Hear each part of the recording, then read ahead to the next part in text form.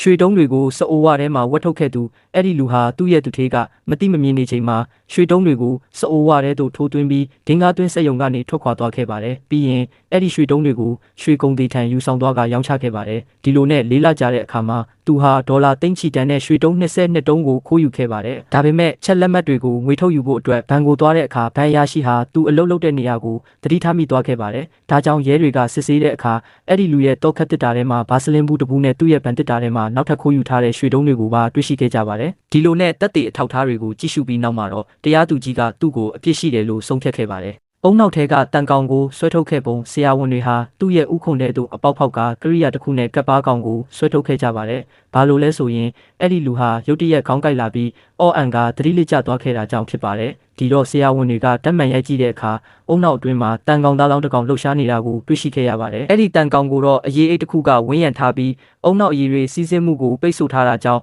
ဥခုံကနေတဆင့်ခွဲစိတ်ဆွဲထုတ်ခဲ့ရတာဖြစ်ပါတယ်။အဲ့ဒီလူကတော့အသက်ရှင်ကျန်ရစ်ခဲ့ပေမဲ့လည်းခွဲစိတ်မှုဟာမိနစ်ပိုင်းလောက်တောက်ကျခဲ့ရင်တော့တန်ကောင်ကြောင့်တေဆုံးနိုင်ခြေရှိခဲ့ပါတယ်